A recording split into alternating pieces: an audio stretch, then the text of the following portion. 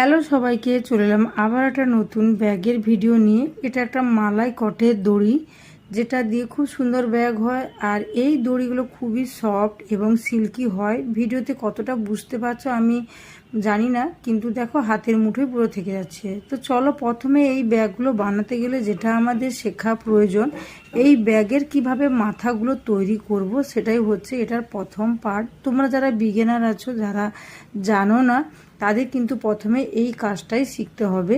আর এটা শেখাতে শেখাতে কিন্তু আমার অনেকটাই মাথা খারাপ হয়ে যেত।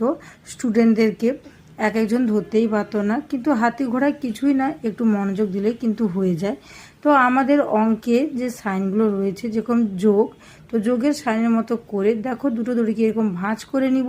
তারপর ওই দুটো দড়ির উপর ডান দিকের প্রথমে দড়িটা রাখবো, আর ওই বাম দিকের দড়িটা ওই দুটো দড়ির পিছন দিয়ে মানে নিচ দিয়ে বের করব, ডান পাশের দড়িটা যেভাবে রেখেছিলাম তার ভিতর দিয়ে।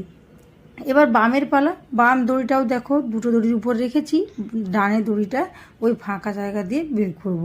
তো এটাই হচ্ছে প্রসেস, তেমন কোনো কিছুই হাতি ঘোড়া কিছুই না। ক্লোজলি তোমরা একটু দেখো। দুটো দড়িকে প্রথম ভাঁজ করব, তারপরে ডান দিকের দড়িটা ওই দুটো দড়ির উপরে রাখবো। এবার বামের দড়িটা ডানের উপর দিয়ে যাবে, দুটো দড়ির নিচ দিয়ে ওই ফাঁকা জায়গা দিয়ে বেরাবে।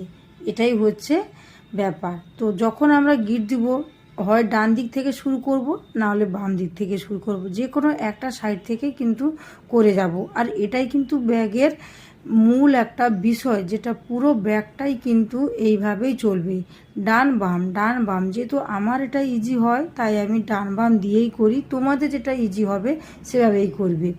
তো এখানে দেখো প্রথমে ডান, তারপরে বাম, এটা আমার করে করে অভ্যস্ত হয়ে গেছে। সেম দেখো, দুটো মাথা যখন আমি জুড়বো, সেম একই ব্যাপার রইবে। তো এখানে দেখো দুটো মাথার মোট 4টা দড়ি। তো 4টা দড়ির মধ্যে আমাদের এখানে কিন্তু দুটো দুটো করেই লাগবে, মোট 4টা দড়িতেই কাজ করব। তো প্রথমে যেগুলো লাগবে না সেগুলোকে দেখো আমি বাইরের দিকে সরিয়ে দিয়েছি। বাকি যে সাইডে আমি কাজ করব সেই সাইডে দুটো দড়ি নিয়ে নেব, এর দুটো তার দুটো। আর পুরো ব্যাগের যে কোনো ডিজাইনে কিন্তু মাথায় রাখতে হবে, সবসময় জোড় সংখ্যারই কাজ এখানে হবে। বিজোড় সংখ্যার কাজ যখনই হবে তখন বুঝে নিবে যে তোমার কোনো ভুল রয়েছে, যার কারণে তোমার সেখানে একটা দড়ি মানে রয়েছে আর কি, থাকবে।